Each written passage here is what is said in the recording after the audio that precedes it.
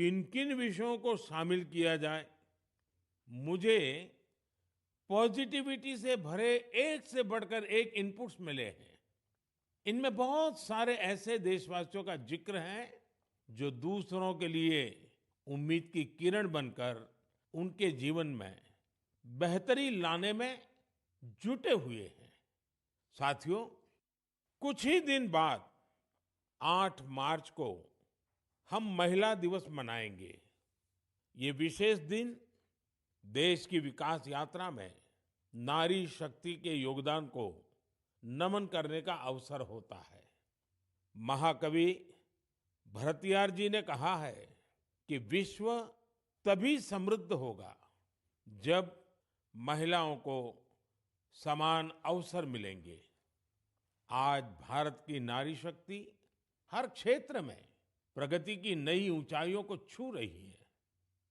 कुछ वर्ष पहले तक किसने सोचा था कि हमारे देश में गांव में रहने वाली महिलाएं भी ड्रोन उड़ाएंगी? लेकिन आज ये संभव हो रहा है। आज तो गांव गांव में ड्रोन दीदी की इतनी चर्चा हो रही है, हर किसी की जुबान पर नमो ड्रोन दीदी, नमो ड्रोन दीदी, ये चल पड़ा है। हर कोई इसके विषय में चर्चा कर रहा है। एक बहुत बड़ी जिज्ञासा पैदा हुई है और इसलिए मैंने भी सोचा कि क्यों ना इस बार मन की बात में एक नमो ड्रोन दीदी से बात की जाए।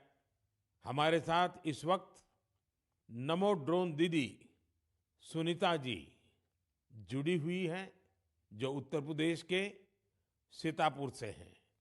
आइए उनसे बात करते हैं। सुनीता देवी जी, आपको नमस्कार। नमस्ते सर।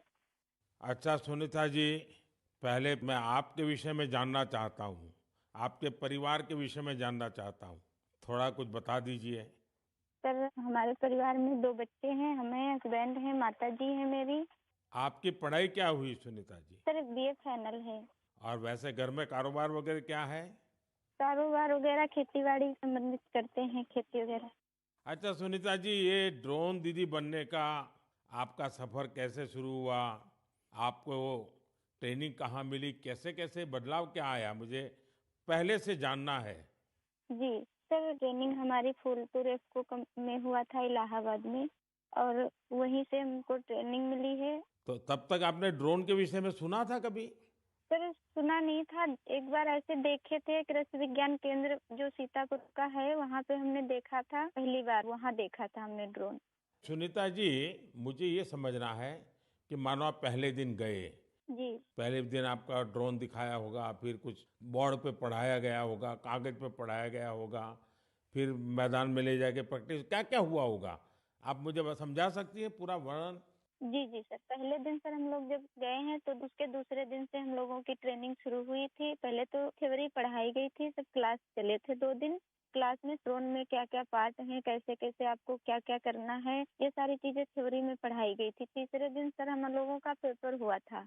उसके बाद में फिर सर एक कंप्यूटर पे भी पेपर हुआ था, मतलब पहले क्लास चला, उसके बाद में टेस्ट लिया गया, फिर प्रैक्टिकल करवाया गया था हम लोगों का, मतलब ड्रोन कैसे उड़ाना है, कैसे-कैसे मतलब आपको कंट्रोल कैसे संभालना है, हर चीज़ सिखाई गई थी प्रैक्टिकल के तौर में। फिर ड्रोन काम क्या करेगा, वो कैसे सिखाया? सर, ड्रोन काम करेगा कि जैसे अभी फसल बड़ी हो रही, बरसात का मौसम या कुछ भी ऐसे बरसात में दिक्कत होती, खेत में फसल में हम लोग घुस नहीं पा रहे हैं, तो कैसे मजदूर अंदर जाएगा, तो इसके माध्यम से हम बहुत फायदा किसानों को होगा और वहाँ खेत में घुसना भी नहीं पड़ेगा। हमारा ड्रोन जो हम मजदूर लगा के अपना काम करते हैं, वो हमारा ड्रोन से मेड़ पे खड़े होके हम अपना वो कर सकते हैं। कोई कीड़ा मकोड़ा अगर खेत के अंदर है, उससे हमें सावधानी भी बरतनी रहेगी, कोई दिक्कत नहीं हो सकती है। और किसानों को भी बहुत अच्छा लग रहा है सर, हमने 35 एकड़ स्प्रे कर चुके हैं अभी तक।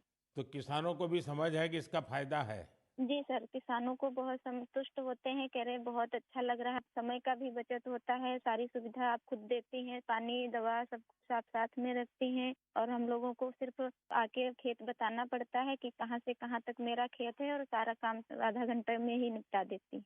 तो ये ड्रोन देखने के लिए और लोग भी आते होंगे फिर तो? सर बहुत भीड़ लग जाती है ड्रोन देखने के लिए, बहुत सारे लोग आ जाते हैं। जो बड़े-बड़े फार्मर्स लोग हैं, वो लोग नंबर भी ले जाते हैं कि हम भी आपको बुलाएंगे इस तरह के लिए। अच्छा, क्योंकि मेरा एक मिशन है लखपति दीदी बनाने का।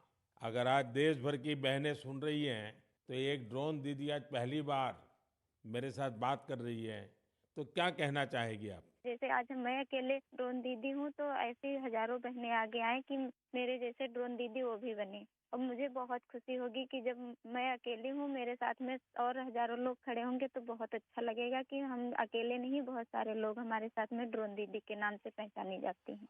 चलिए सुनीता जी, मेरी तरफ से आपको बहुत बहुत बधाई। ये नमो ड्रोन दीदी, ये देश में कृषि को आधुनिक बनाने का एक बहुत बड़ा माध्यम बन रही है। मेरी बहुत बहुत शुभकामनाएं। Thank you sir. Thank you.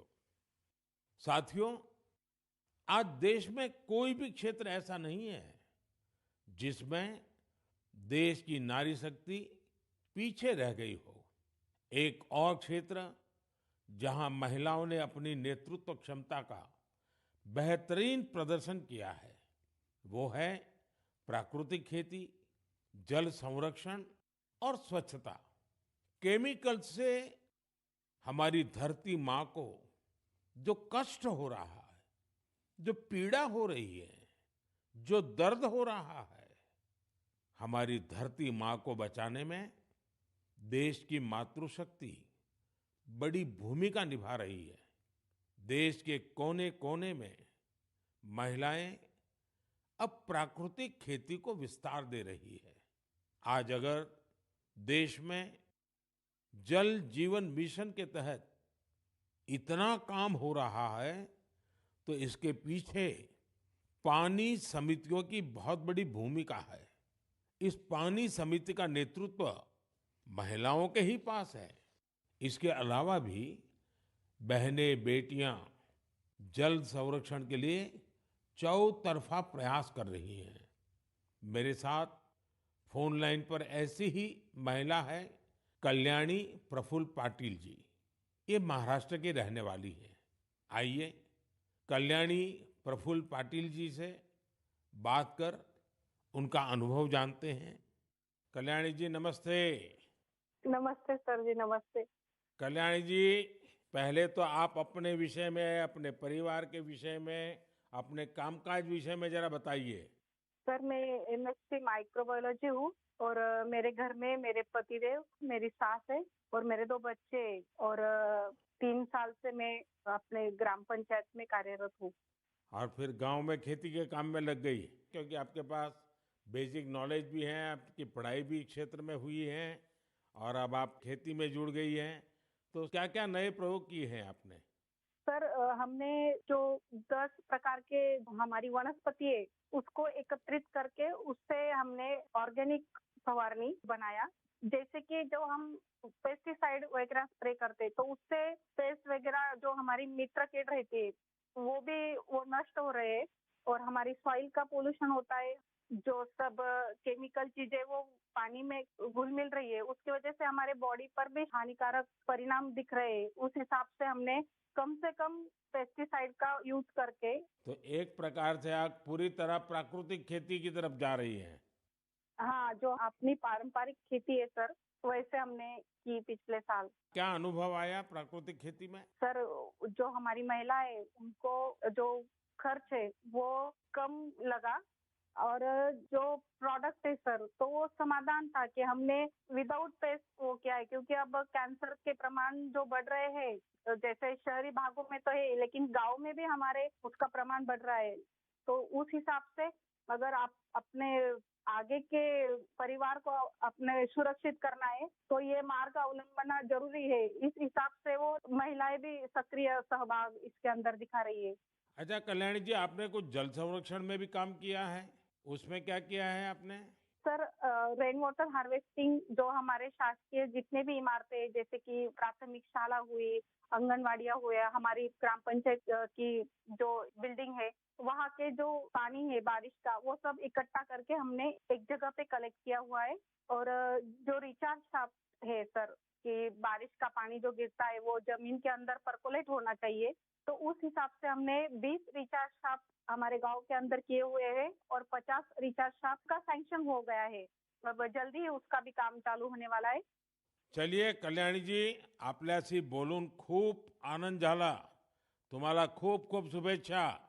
Sir धन्यवाद, सर धन्यवाद. मलाही तुमच्याशी बोलून खूप खूप आनंद झाला. म्हणजे माझ्या आयुष्याचं संपूर्ण सार्थकी लागलं माझं जीवन असं मी समजते. बस सेवा करा.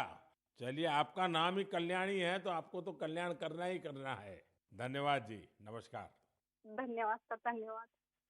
साथियों, चाहे सुनीता जी हो या कल्याणी जी, अलग अलग क्षेत्रों में नारी शक्ति की सफलता बहुत प्रेरक है. मैं एक बार फिर हमारी नारी शक्ति की इस स्पिरिट की हृदय से सराहना करता हूं. मेरे प्यारे देशवासियों, आज हम सबके जीवन में टेक्नोलॉजी का महत्व बहुत बढ़ गया है. मोबाइल फोन, डिजिटल गैजेट्स हम सबकी जिंदगी का अहम हिस्सा बन गए हैं.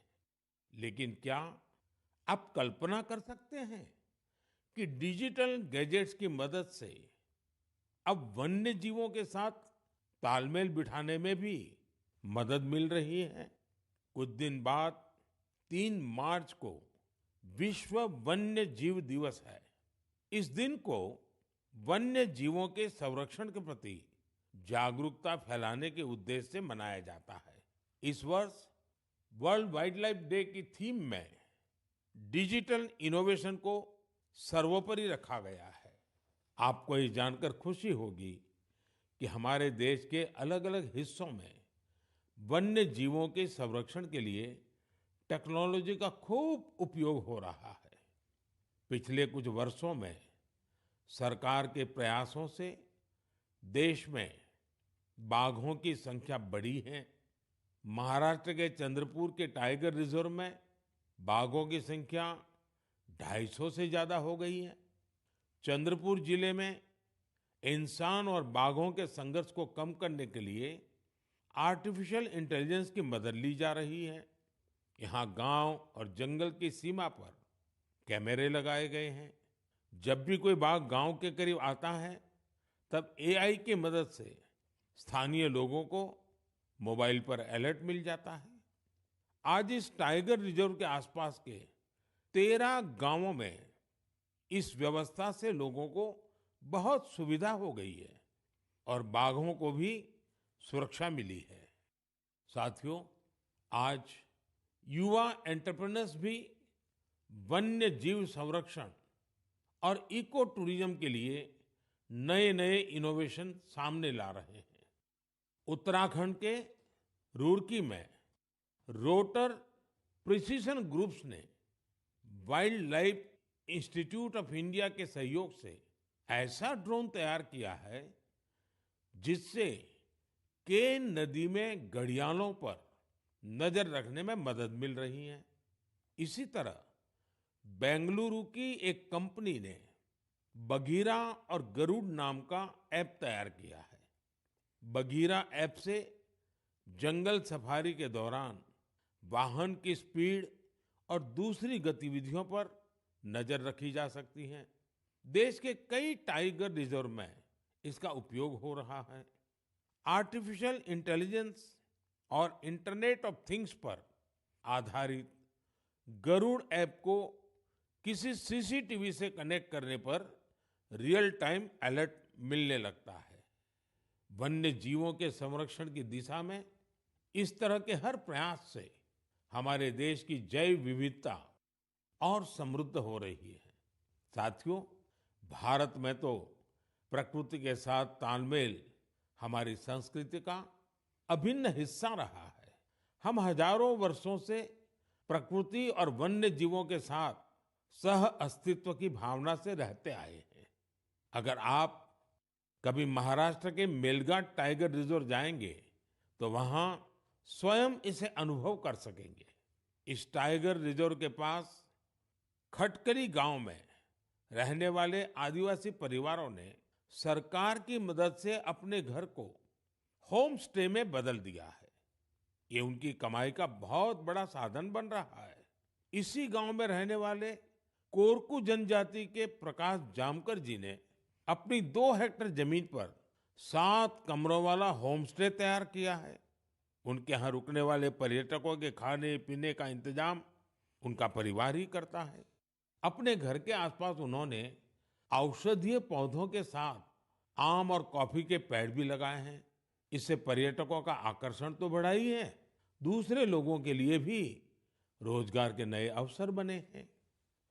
मेरे प्यारे देशवासियों, जब पशुपालन की बात करते हैं तो अक्सर गाय भैंस तक ही रुक जाते हैं, लेकिन बकरी भी तो एक अहम पशुधन है जिसकी उतनी चर्चा नहीं होती है। देश के अलग-अलग क्षेत्रों में अनेकों लोग बकरी पालन से भी जुड़े हुए हैं। ओडिशा के कालाहंडी में बकरी पालन गांव के लोगों की आजीविका के साथ-साथ उनके जीवन स्तर को ऊपर लाने का भी एक बड़ा माध्यम बन रहा है। इस प्रयास के पीछे जयंती महापात्रा जी और उनके पति बीरेन साहू जी का एक बड़ा फैसला है। ये दोनों बेंगलुरु में मैनेजमेंट प्रोफेशनल्स थे, लेकिन इन्होंने ब्रेक लेकर कालाहांडी के सालेभाटा गांव आने का फैसला लिया। ये लोग कुछ ऐसा करना चाहते थे जिससे यहाँ के ग्रामीणों की समस्याओं का समाधान भी हो, साथ ही वो सशक्त भी बने। सेवा और समर्पण से भरी अपनी इसी सोच के साथ इन्होंने माणिकास्तु एग्रो की स्थापना की और किसानों के साथ काम शुरू किया। जयंती जी और बीरेन जी ने यहाँ एक दिलचस्प माणिकास्तु गोट बैंक भी खोला है। वे सामुदायिक स्तर पर बकरी पालन को बढ़ावा दे रहे हैं। उनके गोट फार्म में करीब दर्जनों बकरियां हैं। माणिकास्तु गोट बैंक इसने किसानों के लिए एक पूरा सिस्टम तैयार किया है। इसके जरिए किसानों को 24 महीने के लिए 2 बकरियां दी जाती हैं। 2 वर्षों में बकरियां 9 से 10 बच्चों को जन्म देती हैं। इनमें से 6 बच्चों को बैंक रखता है, बाकी उसी परिवार को दे दी जाती हैं जो बकरी पालन करता है। इतना ही नहीं, बकरियों की देखभाल के लिए जरूरी सेवाएं भी प्रदान की जाती हैं। आज 50 गांवों के 1000 से अधिक किसान इस दंपत्ति के साथ जुड़े हैं। उनकी मदद से गांव के लोग पशुपालन के क्षेत्र में आत्मनिर्भरता की ओर बढ़ रहे हैं।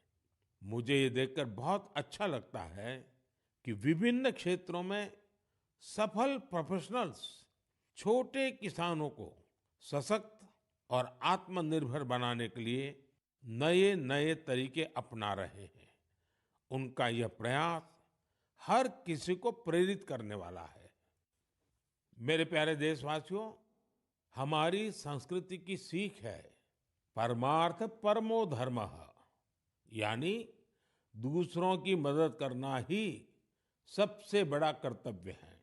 इसी भावना पर चलते हुए हमारे देश में अनगिनत लोग निस्वार्थ भाव से दूसरों की सेवा करने में अपना जीवन समर्पित कर देते हैं। ऐसे ही एक व्यक्ति है बिहार में भोजपुर के भीम सिंह भवेश जी। अपने क्षेत्र के मुसहर जाति के लोगों के बीच इनके कार्यों की खूब चर्चा है। इसलिए मुझे लगा कि क्यों न आज इनके बारे में भी आपसे बात की जाए। बिहार में मुसहर एक अत्यंत वंचित समुदाय रहा है, बहुत गरीब समुदाय रहा है।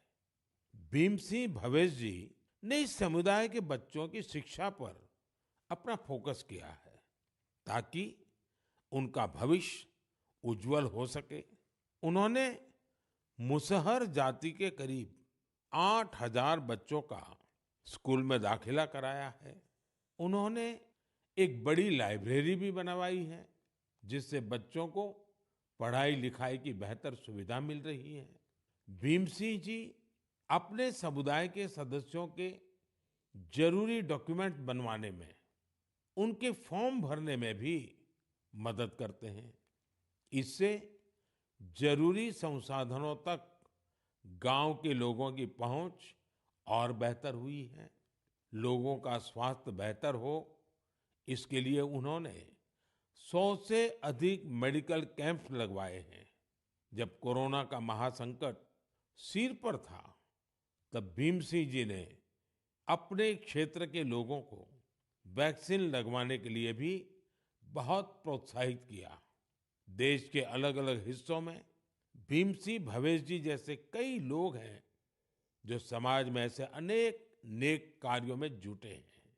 एक जिम्मेदार नागरिक के तौर पर हम इसी प्रकार अपने कर्तव्यों का पालन करेंगे तो यह एक सशक्त राष्ट्र के निर्माण में बहुत ही मददगार साबित होगा। मेरे प्यारे देशवासियों, भारत की सुंदरता यहाँ की विविधता और हमारी संस्कृति के अलग-अलग रंगों में भी समाहित है। मुझे ये देखकर अच्छा लगता है कि कितने ही लोग निस्वार्थ भाव से भारतीय संस्कृति के संरक्षण और इसे सजाने संवारने के प्रयासों में जुटे हैं। आपको ऐसे लोग भारत के हर हिस्से में मिल जाएंगे।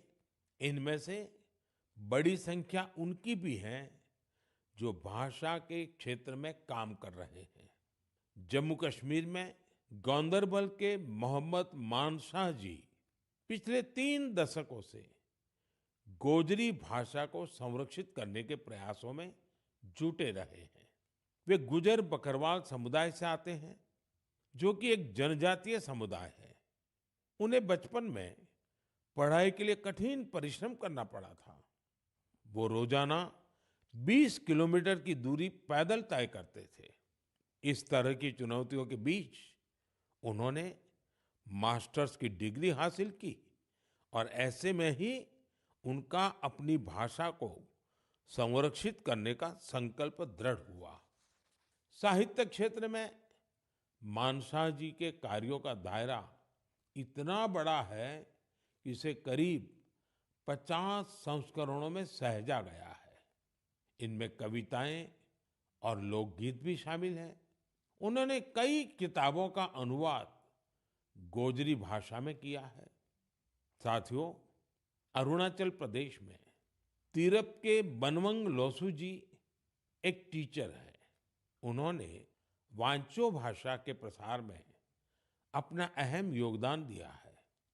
यह भाषा अरुणाचल प्रदेश, नागालैंड और असम के कुछ हिस्सों में बोली जाती है। उन्होंने एक लैंग्वेज स्कूल बनवाने का काम किया है। इसके वांचो भाषा की एक लिपि भी तैयार की है। वो आने वाली पीढ़ियों को भी वांचो भाषा सिखा रहे हैं ताकि इसे लुप्त होने से बचाया जा सके। साथियों, हमारे देश में बहुत सारे ऐसे लोग भी हैं जो गीतों और नृत्यों के माध्यम से अपनी संस्कृति और भाषा को संरक्षित करने में जुटे हैं। कर्नाटका के वेंकप्पा अंबाजी सुगेटकर, उनका जीवन भी इस मामले में बहुत प्रेरणादायी है।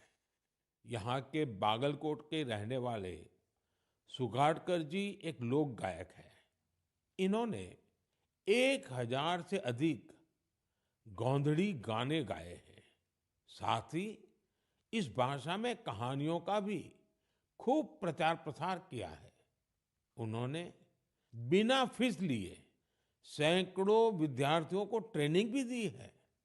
भारत में उमंग और उत्साह से भरे ऐसे लोगों की कमी नहीं, जो हमारी संस्कृति को निरंतर समृद्ध बना रहे हैं। आप भी इनसे प्रेरणा लीजिए, कुछ अपना करने का प्रयास करिए। आपको बहुत संतोष का अनुभव होगा। मेरे प्यारे देशवासियों, 2 दिन पहले मैं वाराणसी में था और वहां मैंने एक बहुत ही शानदार फोटो प्रदर्शनी देखी। काशी और आसपास के युवाओं ने कैमरे पर जो मोमेंट कैप्चर किए हैं वो अद्भुत है। इसमें काफी फोटोग्राफ्स ऐसी हैं जो मोबाइल कैमरे से खींची गई थी। वाकई आज जिसके पास मोबाइल है वो एक कंटेंट क्रिएटर बन गया है। लोगों को अपना हुनर और प्रतिभा दिखाने में सोशल मीडिया ने भी बहुत मदद की है। भारत के हमारे युवा साथी कंटेंट क्रिएशन के क्षेत्र में कमाल कर रहे हैं। चाहे कोई भी सोशल मीडिया प्लेटफॉर्म हो, आपको अलग-अलग विषयों पर अलग-अलग कंटेंट शेयर करते हमारे युवा साथी मिल ही जाएंगे। टूरिज्म हो, सोशल कॉज हो, पब्लिक पार्टिसिपेशन हो या फिर प्रेरक जीवन यात्रा, इनसे जुड़े तरह-तरह के कंटेंट्स सोशल मीडिया पर मौजूद है। कंटेंट क्रिएट कर रहे देश के युवाओं की आवाज आज बहुत प्रभावी बन चुकी है। उनकी प्रतिभा को सम्मान देने के लिए देश में नेशनल क्रिएटर्स अवार्ड शुरू किया गया है। इसके तहत अलग-अलग कैटेगरीज में उन चेंज मेकर्स को सम्मानित करने की तैयारी है जो सामाजिक परिवर्तन की प्रभावी आवाज बनने के लिए टेक्नोलॉजी का उपयोग कर रहे हैं। यह कॉन्टेस्ट माई गॉव पर चल रहा है और मैं कंटेंट क्रिएटर्स को इससे जुड़ने के लिए आग्रह करूंगा। आप भी अगर ऐसे इंटरेस्टिंग कंटेंट क्रिएटर्स को जानते हैं तो उन्हें नेशनल क्रिएटर्स अवार्ड के लिए जरूर नॉमिनेट करें। मेरे प्यारे देशवासियों, मुझे इस बात की खुशी है कि कुछ दिन पहले ही चुनाव आयोग ने एक और अभियान की शुरुआत की है, मेरा पहला वोट देश के लिए। इसके जरिए विशेष रूप से फर्स्ट टाइम वोटर्स से अधिक संख्या में मतदान करने का आग्रह किया गया है। भारत को जोश और ऊर्जा से भरी अपनी युवा शक्ति पर गर्व है। हमारे युवा साथी चुनावी प्रक्रिया में जितनी अधिक भागीदारी करेंगे, इसके नतीजे देश के लिए उतने ही लाभकारी होंगे। मैं भी फर्स्ट टाइम वोटर से आग्रह करूंगा कि वह रिकॉर्ड संख्या में वोट करें। 18 का होने के बाद आपको 18वीं लोकसभा के लिए सदस्य चुनने का मौका मिल रहा है। यानी ये 18वीं लोकसभा भी युवा आकांक्षा का प्रतीक होगी। इसलिए आपके वोट का महत्व और बढ़ गया है। आम चुनावों की इस हलचल के बीच आप युवा न केवल राजनीतिक गतिविधियों का हिस्सा बनिए, बल्कि इस दौरान चर्चा और बहस को लेकर भी जागरूक बने रहिए। और याद रखिएगा, मेरा पहला वोट देश के लिए। मैं देश के इन्फ्लुएंसर्स को भी आग्रह करूंगा, चाहे वो खेल जगत के हो, फिल्म जगत के हो, साहित्य जगत के हो, दूसरे प्रोफेशनल्स हो या हमारे इंस्टाग्राम और यूट्यूब के इन्फ्लुएंसर्स हो, वो भी इस अभियान में बढ़ चढ़कर हिस्सा लें और हमारे फर्स्ट टाइम वोटर्स को मोटिवेट करें। साथियों, मन की बात के इस एपिसोड में मेरे साथ इतना ही। देश में लोकसभा चुनाव का माहौल है और जैसा कि पिछली बार हुआ था, संभावना है कि मार्च के महीने में आचार संहिता भी लग जाएगी। ये मन की बात की बहुत बड़ी सफलता है कि बीते 110 एपिसोड में हमने इसे सरकार की परछाई से भी दूर रखा है। मन की बात में देश की सामूहिक शक्ति की बात होती है, देश की उपलब्धि की बात होती है। ये एक तरह से जनता का, जनता के लिए, जनता द्वारा तैयार होने वाला कार्यक्रम है। लेकिन फिर भी राजनीतिक मर्यादा का पालन करते हुए लोकसभा चुनाव के इन दिनों में अब अगले 3 महीने मन की बात का प्रसारण नहीं होगा। अब जब आपसे मन की बात में संवाद होगा तो वो मन की बात का 111वां एपिसोड होगा। अगली बार मन की बात की शुरुआत 111 के शुभ अंक से हो तो इससे अच्छा भला क्या होगा। लेकिन साथियों, आपको मेरा एक काम करते रहना है। मन की बात भले 3 महीने के लिए रुक रहा है, लेकिन देश की उपलब्धियां थोड़ी रुकेंगी। इसलिए आप मन की बात हैशटैग के साथ समाज की उपलब्धियों को, देश की उपलब्धियों को सोशल मीडिया पर डालते रहें। कुछ समय पहले एक युवा ने मुझे एक अच्छा सुझाव दिया था। सुझाव ये कि मन की बात के अब तक के एपिसोड में से छोटे छोटे वीडियो YouTube शॉर्ट्स के रूप में शेयर करना चाहिए। इसलिए मैं मन की बात के श्रोताओं से आग्रह करूंगा कि ऐसे शॉर्ट्स को खूब शेयर करें। साथियों, जब अगली बार आपसे संवाद होगा तो फिर नई ऊर्जा, नई जानकारियों के साथ आपसे मिलूंगा। आप अपना ध्यान रखिए। बहुत बहुत धन्यवाद। नमस्कार। भोला कौन है? मैं पर हुआ क्या? बिजली का बिल नहीं भरा और पूछता है हुआ क्या? जल्दी से ऐप डाउनलोड कर। बिल तो भर दिया था, फिर डर क्यों रहे हो? हाँ, नकली चाकू, नकली बिल। यूपीआई कहता है कोई भी अनजान ऐप डाउनलोड ना करें। अपने पैसे का ख्याल खुद रखें। चलिए, आपको पनवेल नहीं जाना है। पनवेल?